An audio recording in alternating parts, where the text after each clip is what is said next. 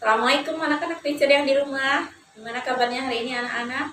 Semoga tetap sehat dan tetap semangat ya. Anak-anak, sebelum belajar, marilah kita berdoa terlebih dahulu. Bismillahirrohmanirrohim. Rabbi zidni ilman warzuqni fahman. Amin. Nah, anak-anak, setelah berdoa, mari kita masuk ke pembelajarannya, yaitu tema 5, subtema 4, pembelajaran 3 dan 4. Mari kita saksikan video-video berikut ini. Anak-anak teacher, untuk subtema yang keempat, kita mempelajari cuaca, musim, dan iklim. Nah, sebelumnya sudah dijelaskan di pembelajaran pertama bahwasanya hubungan cuaca, musim, dan iklim itu sangat berkaitan. Nah, kalau kita di Indonesia, kita itu merasakan iklim tropis. Nah, kemudian iklim tropis itu hanya terjadi 2 musim, yang musim kemarau dan musim hujan. Nah, kemudian cuacanya akan berpengaruh juga. Nah, cuaca itu dia berubah.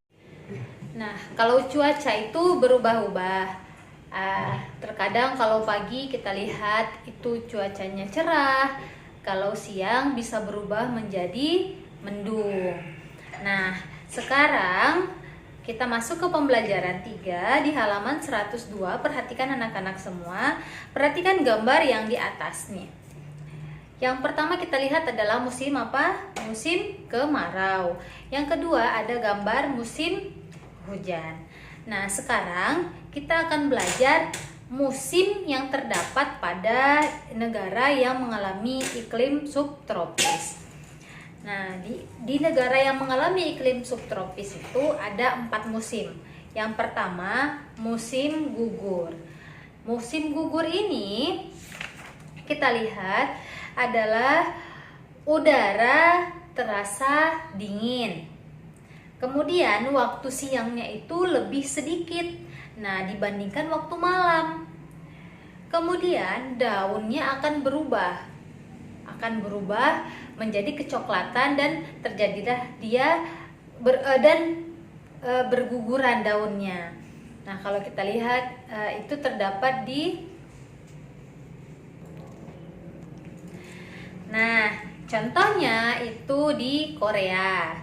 Kemudian yang kedua ada musim, setelah musim gugur datanglah dia musim dingin. Nah, musim dingin ini dia cuacanya dia sangat dingin dibandingkan pada musim gugur. Kemudian salju akan menutupi pohon dan jalan. Nah, kita lihat salju-salju yang berjatuhan, itulah dia pada dikatakan musim dingin. Nah, kemudian setelah musim dingin datanglah dia musim semi. Musim semi itu hujan sering turun. Kemudian suhu udara naik sehingga es mencair dan kuncup-kuncup bunga mulai tumbuh. Kemudian bunga-bunga juga bermekaran. Dan yang terakhir setelah musim semi terjadilah dia musim panas. Nah, musim panas ini hawanya sangat panas. Kemudian pohon-pohon mulai berubah. Nah, biasanya kalau di musim panas, kalau untuk daerah subtropis itu adalah waktu berlibur bagi mereka yang berada di negara subtropis. Nah, anak-anak, untuk lebih jelasnya bisa anak-anak lihat di buku halaman 102 sampai 103. Kemudian untuk seni budaya SBDP, anak-anak bisa melihat buku halaman 105.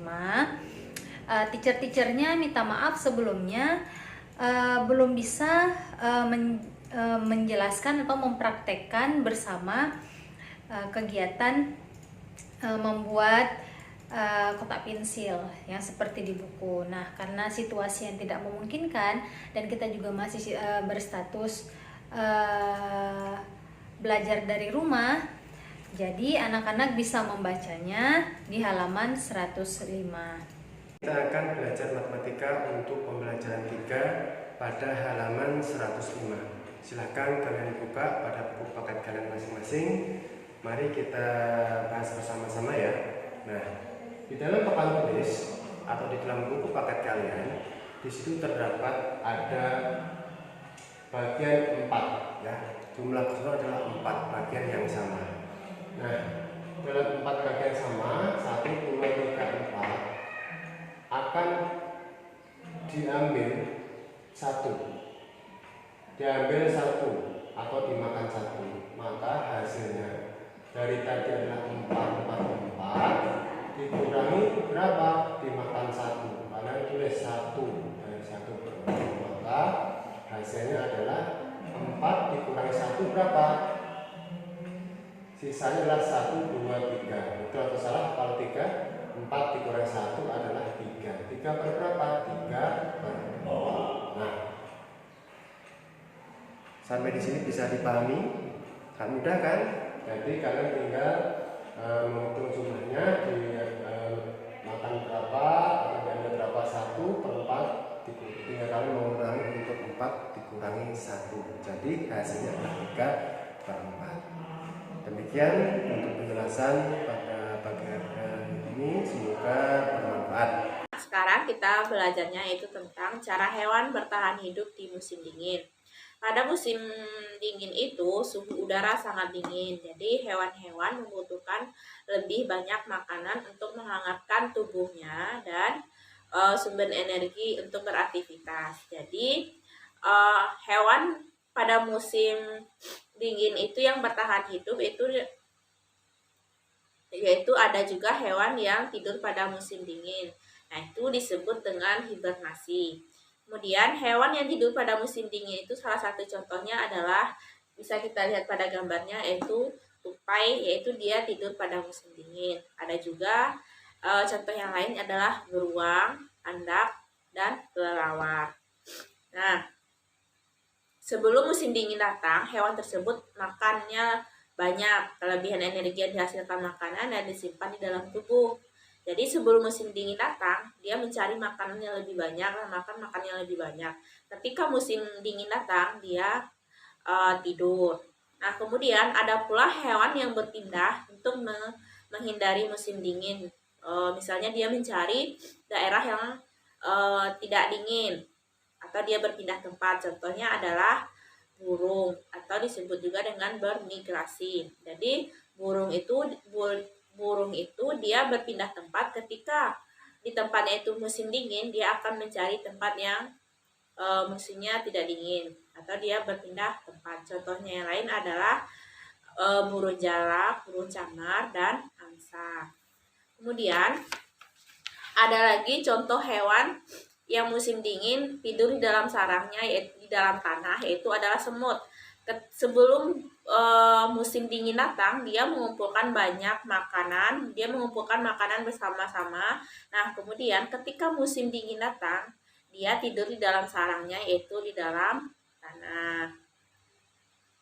Dan dia bertahan selama musim dingin di dalam tanah. Semut itu dia bekerja sama bersama teman-temannya untuk mengumpulkan makanan sebelum musim dingin. Makanan tersebut disimpan di dalam tanah dan dibuat sarang.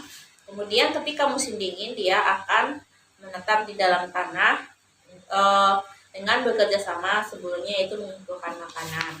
Kemudian kerjasama itu selain manusia, hewan tersebut juga bekerja sama untuk mengumpulkan makannya. Kalau kerjasama itu pada manusia akan terlaksana dengan baik jika kita bersatu. Nah, hal-hal yang perlu diperhatikan untuk bekerja sama itu adalah, yang pertama itu adalah mengutamakan kepentingan bersama, yaitu kepentingan bersamaan diutamakan. Yang kedua, menghargai usaha yang dilakukan oleh teman.